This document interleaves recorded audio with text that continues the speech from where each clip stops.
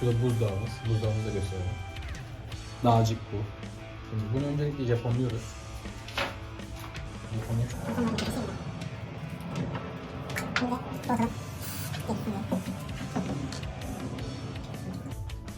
İbneye bak, görüyor musun? Rusya ile Rusya'yı karıştıracak. Atmamış oldum bile kötü.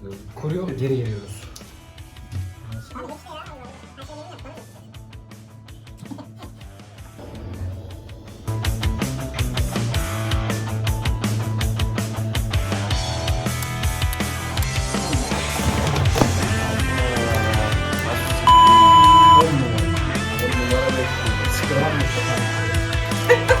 Ondan çok iyi olmuşlar.